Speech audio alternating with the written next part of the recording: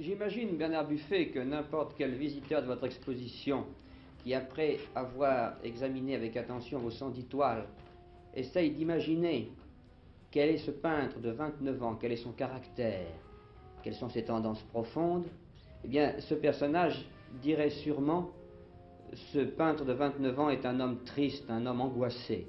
Est-ce que cela correspond à la réalité? Êtes-vous angoissé? Je crois que tout le monde est angoissé. C'est le propre de la nature humaine, je crois. Mais vous-même, avez-vous une angoisse très profonde? Est-ce que c'est vraiment cela que vous essayez de mettre dans votre peinture? C'est-à-dire que n'étant sûr de rien, on est forcément angoissé.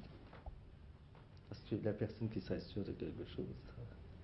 Sûr de rien philosophiquement, bien sûr, mais on a des joies dans l'existence. Et vous en avez bien sûr. Oui, mais la vie est faite d'un mélange des deux, il y a un peu des deux. Et pour vous, est-ce que ce mélange penche plutôt vers la tristesse que vers la gaieté? Mais je crois que tout de même, je sais pas, c'est difficile. C'est difficile. Est-ce que vous aimez les plaisanteries? Est-ce que vous avez un certain sens du comique? Est-ce que vous aimez fréquenter les gens gais? Oui, mais ils sont vite fatigants. Expliquez-nous un peu comment vous vivez. Vous ne vivez pas à Paris, vous vivez à la campagne. Je vis à la campagne. Seul? Oui, et j'aime beaucoup la campagne. Pourquoi? Parce que je suis tranquille. Et c'est curieux, je me sens bien à la campagne. Vous aimez le vert, vous aimez les arbres, les oiseaux, C'est tout. les animaux? J'aime la vie à la campagne. Et surtout parce que vous êtes seul. Oui. Vous vivez à la campagne, comment vous travaillez? Quel temps le travail a dans votre vie? Vous nous dites que vous aimez la campagne, mais dans quelle mesure en profitez-vous de cette campagne? Visuellement. Uniquement visuellement.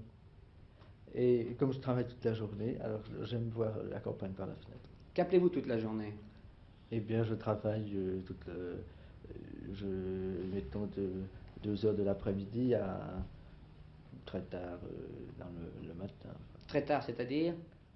2 heures à peu près. 2 heures du matin. Vous travaillez de 2 heures de l'après-midi à 2 heures du matin tous les jours. Oui, à peu près.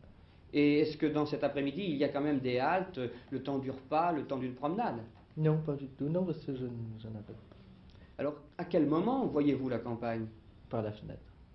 C'est ça. C'est une vie de moine.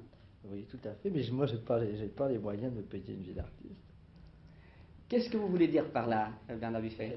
Je peux pas. Comme j'ai envie de travailler, je ne peux pas me payer les moyens de passer des nuits dans des cafés et de ramener une gueule de bois le lendemain matin. Si j'ai envie de travailler le lendemain, c'est pas possible. Qu'est-ce qui vous pousse à travailler, Bernard Buffet? Ben, c'est l'envie, c'est peut-être une maladie ou une forme de folie, mais enfin. Vous éprouvez un véritable plaisir à peindre. Plaisir, c'est peut-être pas le mot exact.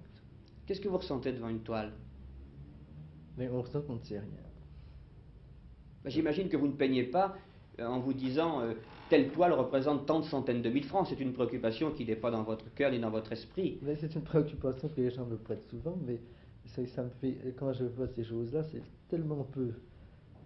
J'ai vraiment l'impression que c'est quelqu'un d'autre, c'est pas moi, dont on parle. D'ailleurs, la majorité des articles s'adressent sûrement à un autre personnage qui n'est pas moi.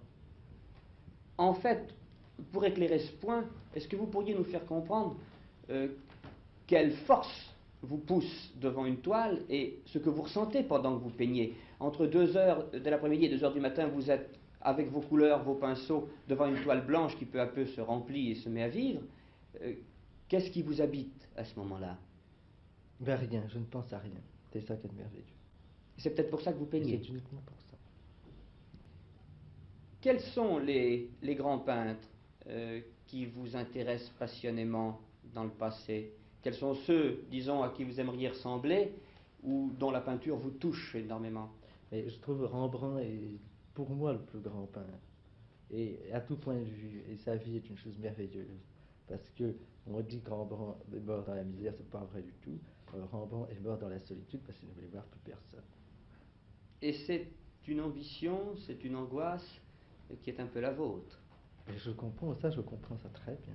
Vous vous sentez très fraternel. Oui, très fraternel. Vous vous en citiez. J'allais être très prétentieux. Vous m'avez dit 2 grands peintres. Quel est le second? Courbet. Pourquoi? Parce que c'est un immense peintre. C'est un immense peintre qui a atteint. Alors c'est là justement on peut comparer les sommets de la peinture, enfin de la peinture, ce qu'on appelle la peinture, pas la littérature, les sommets de la peinture, et qui n'a jamais été un intellectuel. Est-ce que l'argent vous intéresse, Bernard Buffet? L'argent m'intéresse dans le sens où il me donne ma tranquillité. Il vous isole du monde. Et où il peut me fait m'isoler des gens monstrueux qui nous entourent. Vous lisez beaucoup? Non, très peu. On a cru, à tort, nous le savons en vous écoutant, que certains philosophes, certains penseurs, certains littérateurs, je veux citer par exemple Sartre, Camus ou Kafka, avaient des rapports avec votre peinture. Est-ce que vous connaissez ces philosophes ou ces C'est littérateurs? possible, mais moi je ne les ai jamais lus. Jamais. Et il est possible que les gens d'une même époque aient des points communs. Vous êtes heureux de vivre, Bernard Buffet? C'est une question très difficile. Enfin, je vis et je crois, le mieux que je peux pour faire ce que je fais.